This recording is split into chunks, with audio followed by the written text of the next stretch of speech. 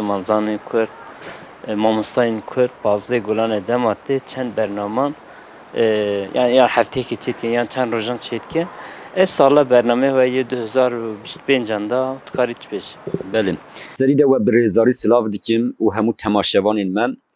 Niha di serî de em vê bibêjin bazê gulanê helbet em bêjin cejna zimanê Kurdî ye. Lê di bingeha xwe de roja bilindkirin, berfirehkirin û xurtkirina têkuşîna parastina zimanê Kurdî ye. Têkuşîna pêşvebirina zimanê Kurdî ye. Ji ber wê çendê her sal bi bûneya bazê gulanê cejna zimanê Kurdî gelek sazû û dezgehên Kurdan bernameyên cuda cuda li dar dixin. Armanca vê rojê balkişandina li ser zimanê Kurdî ye.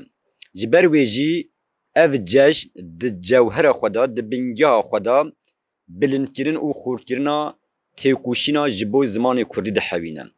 Niha her sal bi taybetî di pêşengîtiya saziyên zimanê Kurdî de gelek bername dihatin darxistin.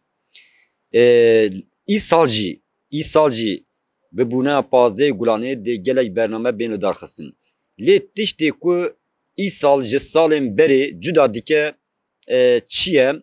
İsal ne tenê saziyên zimanê Kurdî yan jî çend partî û dezgehên ku em bêjin bi Kurdî ve alakadar dibin. İsal bi dehan sazî û dezgehên zimanê Kurdî, dîsa sazî û dezgehên demokratîk û aştîxwaz, dîsa Dem Partî, DBP jî di nav de gelek derdor dê ji bo zimanê Kurdî bernameyan li dar bixin. Ji xwe bi wê armancê li Amedê çarê gulanê jî deklarasyonek hat weşandin. Ji xwe bi wê armancê siyê gulanê deklarasyonek jî bi beşdarbûna bi dehan saziyên Kurdan hate weşandin. Şiara me ya îsal an got duruşma me ya îsal statûya Kurdî perwerdehiya bi Kurdî ye. An got hemû saz û dezgehên li Bakurê Kurdistanê û li Tirkiyê vê daxwazê dikin. Divê zimanê Kurdî bibe xwedî statûyek.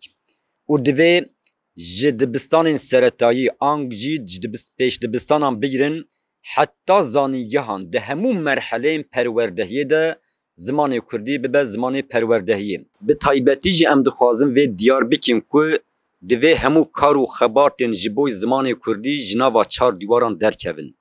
Bêguman kar û xebatên li her derê tên kirin pîrozin. Lê taybetî divê kar û xebatên zimanê Kurdî di nava gel de bela bibin. Vê armancê em ê hewl bidin ku li taxan, li gundan, li kolanan, li esnafan an got li her derê ku civak lê heye. Li hemû wargeh û jîngehên ku Kurd lê hene kar û xebatên zimanê Kurdî bimeşînin. Bêguman em vê bûneyî carekê din dixwazin diyar bikin. Kar û xebatên zimanê Kurdî ne tenê kar û xebatên çend saziyên zimanê Kurdî, çend nivîskarên Kurd, an jî çend derdorên ku bi Kurdî ve têkildar binin. Ev kar û xebatên zimanê Kurdî, kar û xebatên hemû netewaya Kurd e. Heta wê dertir, hemû kesên ku dibêjin em mirovahiyê diparêzin. Em mafê hemû gelan diparêzin. Em dadê, edaletê, wekheviyê, azadiyê, aştiyê diparêzin, divê ji bo zimanê Kurdî di nava têkuşînekê de bin. Ji ber ku em hemû jî baş zanin, li gor lêkolîn û vekolînên zanistî û dîrokî jî hatiye destnîşankirin ku zimanê Kurdî zimanekî herî qedîm û herî kevn yê dîrokê ye. Nirxekî herî qedîm yê mirovahiyê ye. Ne tenê nirxekî netewaya Kurd e di heman demê de çavkaniya gelek zimanên din kiriye. Bûye sedem em bêjin ku gelek berhemên din bi zimanên din bên hilberandin. Ji ber wê çendê jî parastina zimanê Kurdî de heman demê de parastina mirovahiyê ye. Ji bo vê jî fikr û ramanê derdoran çi bin bila bibin. Em bêjin Tirk bin, Ereb bin, Fariz bin.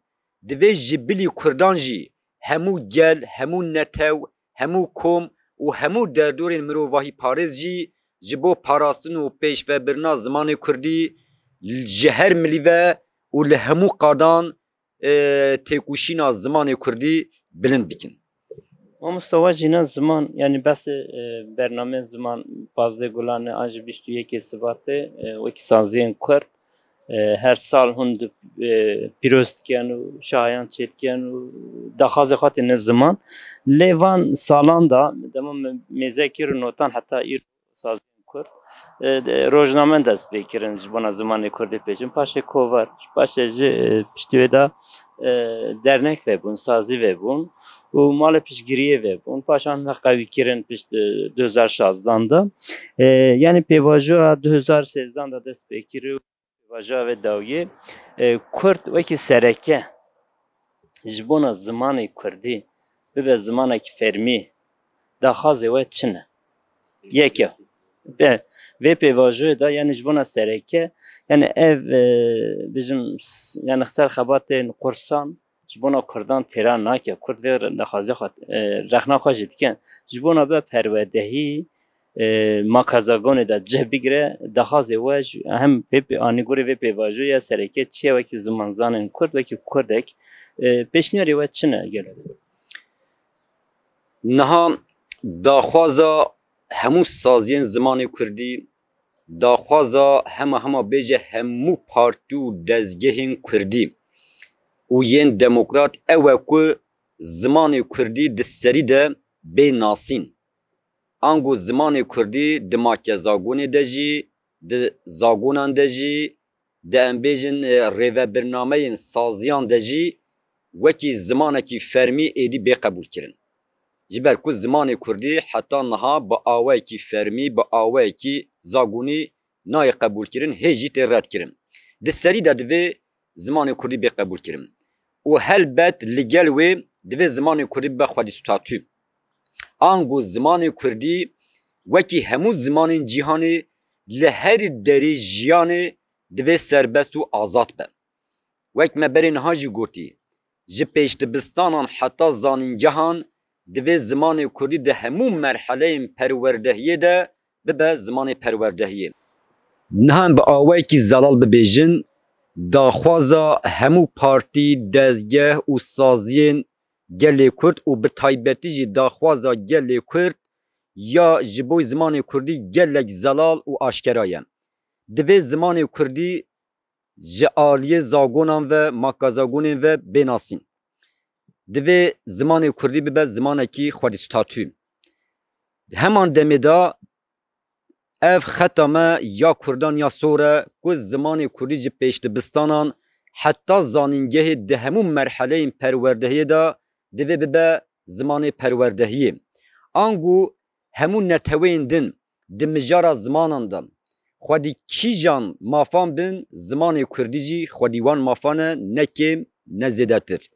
Ji ber wê çendê jî taybetî divê zagonên ku li pêşa zimanê Kurdî asengên bên guhertin.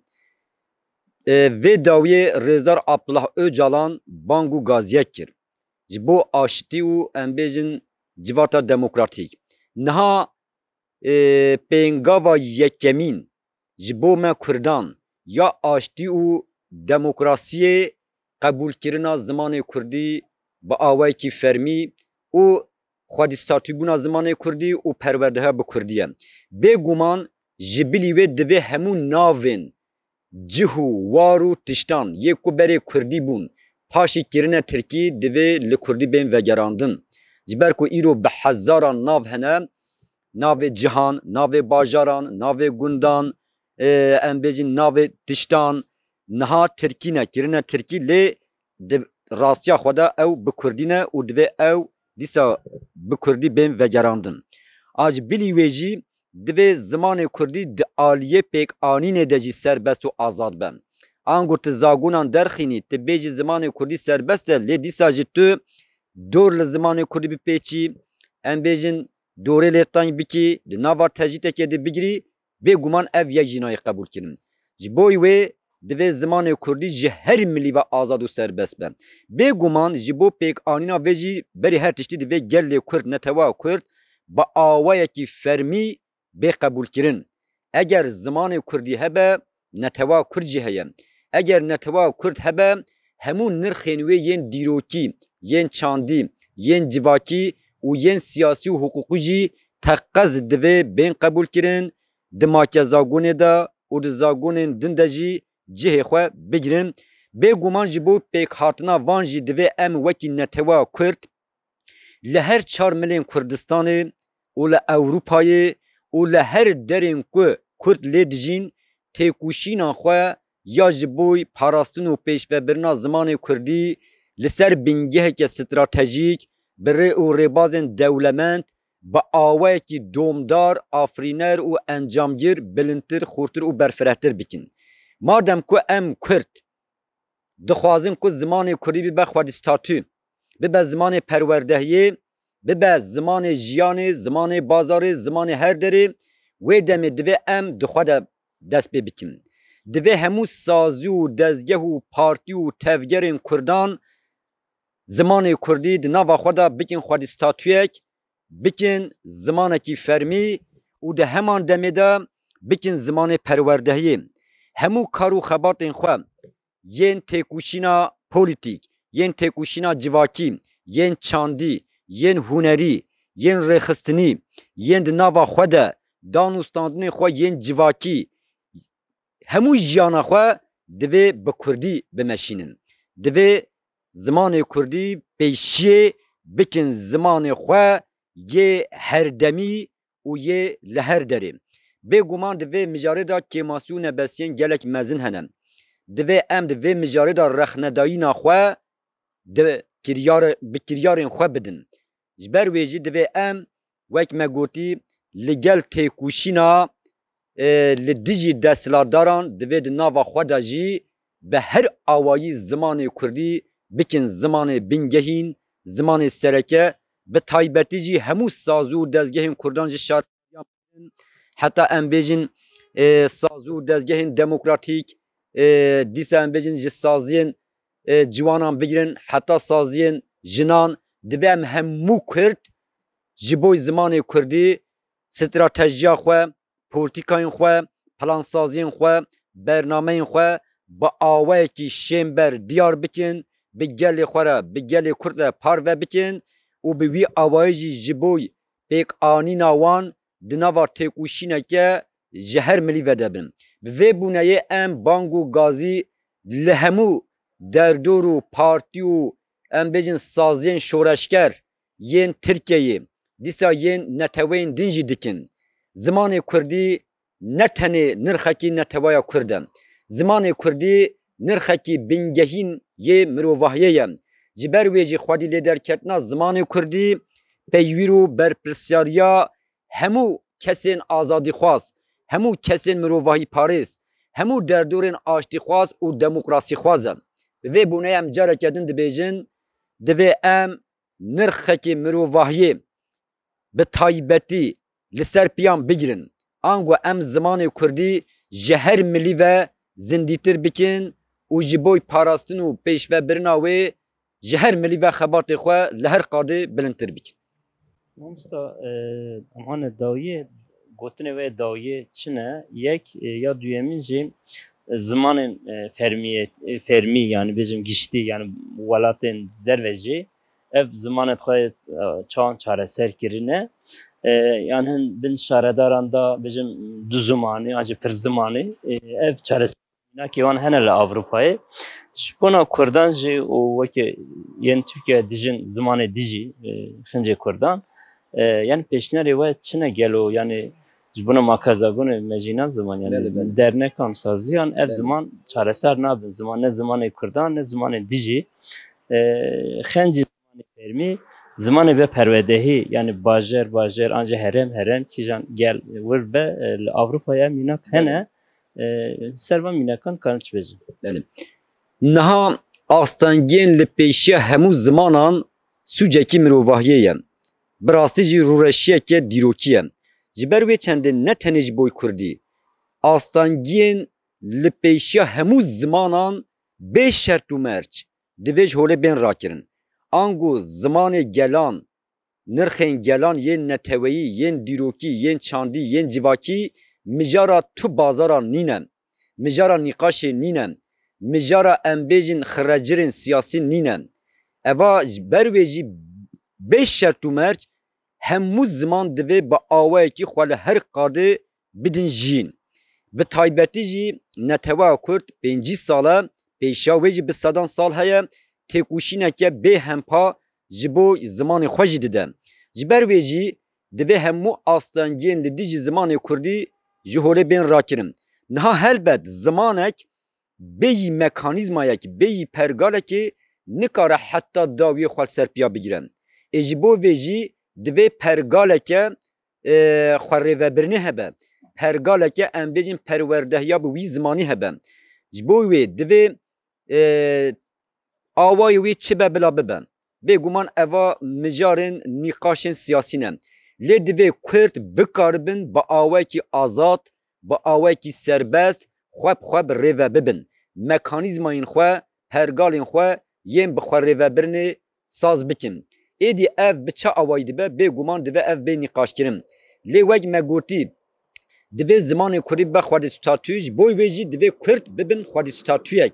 û di nava wê mekanîzmayê de bi awayekî rêk û pêk ji her milî ve bikaribin zimanê xwe li ser piya bigirin, zimanê xwe bijîn û zimanê xwe bidin jîn. Em bi taybetî dixwazin vê bibêjin. Ji aliyê din ve jî divê hemû sazû, dezgeh û derdorên Kurd hewil bidin ku hem li qada em bêjin welatên Kurd têde dijî hem jî li qada navdewletî zimanê Kurdî bigihînin xwedîstatûyekê. Wek em bêjin mînak bidin, divê Kurd hewil bidin ku neteweyên yekbûyî zimanê Kurdî wekî zimanekî em bêjin neteweyekî qebûl bike, wekî zimanê Kurdî zimanekî fermî qebûl bike û startiya zimanê Kurdî hem qebûl bike hem jî bispêre hemû welatên ku Kurd lê dijîn. Ji bo wê jî bêguman em dîsa dubare bikin, di serî de divê bi milyonan Kurd ji bo zimanê xwe têkuşîneke bê navber, têkuşîneke encamgir, têkuşîneke şêmber bimeşînin û ev jî me got destpêkê bi çi ve têkildar e divê her Kurdek pêşê zimanê Kurdî hîn bibe, hîn bike, bide hînkirin, têkuşîna parastin û pêşverbirina zimanê Kurdî li her qadê bilind bike û her Kurd divê her malekî, her kolanekî, her taxekî, her gundekî, her wargeh û jîngehekê bike dibistan û zanîngeheke Kurdî bike Kurdîgehek. Mustafa heval gelek spas kan ji bona pirsên me ve bersiv dan û niha da jî pazdeh gulanê ji mihemiyan Kurdan re we jî pîroz be. Gelek spas kim ji bona bersivên we û ew dema xwe weş me re girti wekî malpera me Özgün de em gelek spasiyê xwe dikim. Ez jî gelek spasiya malpera we Özgün dikim ku bi rastî jî di mijarê zimanê Kurdî de, çanda Kurdî de û hemû mafên Kurdî û mafên hemû civakê de xwedî hestiyariyekê ye, bi nûçeyên xwe, bi em bêjin agahiyên xwe civakê ronî dike. Em jî bi vê bûneyê pazdehê gulanê hem li we hem jî di serî de li dayîkên Kurd, li hemû Kurdî parêzan û li hemû netewa Kurd û li mirovahiyê pîroz dikin. Em dibêjin pazdehê gulanê bila bibe her roj bila bibe pazdehê gulanê. Em bi giyanê pazdehê gulanê cejna zimanê Kurdî, ala zimanê Kurdî li esmanê Kurdistanê û li esmanê hemû mirovahiyê bilind bikin û govenda zimanê Kurdî li her derê bigerînin û bi zimanê Kurdî em netewa Kurd li her derê cîhanê bidin nasîn. 15 Aralık 2017'de başladık yayın hayatımıza. O günden bugüne binlerce röportaj, canlı yayın ve özel dosya çalışmasıyla emeğin, direnişin, hakikatin sesi olduk. Özgündem sadece haber değil, hafızadır, mücadeledir, emektir. Özel dosya çalışmalarımızda yaşananları kayıt altına aldık. 2016 yılında kanun hükmünde kararnamelerle ihraç edilen 44 akademisyen, memur ve işçinin tanıklıklarıyla hazırladığımız Türkiye'den KYK manzaraları, 40 kadın ve 4 ortak felsefi soruyla kadınların çağını anlattığımız Kadınların Yüzyılı ve Covid-19 sürecinde 53 kişinin deneyimlerini içeren Koronavirüsün Düşündürdükleri adlı 3 ayrı kitapla sesleri görünür, sözleri kalıcı kıldık. Röportajlarımız, canlı yayınlarımız ve özel dosyalarımız hız kesmeden devam ediyor. Her hafta farklı konu ve konuklarla emeğe ve hakikate ses olmaya devam ediyoruz. İlkemiz açık ve nettir. Emek, pozitif dil ve ilkeli yayıncılık. Köşe yazılarımızda, röportajlarımızda ve canlı yayınlarımızda bu esaslı duruşu taşıyan insanlara yer veriyoruz. Taraf değil, objektifiz, asparagas değil, kaynaklı habercilik yapıyoruz. Cinsiyetçi değil, toplumsal cinsiyet eşitliğini esas alan bir haber dili kullanıyoruz. Negatif, ötekileştirici bir dil değil, onarıcı, yapıcı ve pozitif bir dil önceliğimiz. Her cumartesi kadınlara özel bir köşemiz var. Kadınların kaleminden her cumartesi bir mektup. Kadınlar bu köşede diledikleri her konuda duygu ve düşüncelerini özgürce paylaşıyor. Özgündem sadece bir yayın değil, bir dayanışmadır. Sizleri de web sitemizi takip etmeye, sosyal medya hesaplarımızı paylaşmaya ve YouTube kanalımıza abone olmaya davet ediyoruz. Aylık sadece 10 TL'lik gönüllü bir destekle YouTube kanalımızın katıl butonuna tıklayarak emeğin büyümesine katkı sunabilirsiniz. Bugüne kadar bize emek veren, sesimize ses katan herkese tek tek teşekkür ediyoruz. Bu yolculuk hep birlikte daha güçlü. Özgündem, objektif, ilkeli ve pozitif haberin adresi.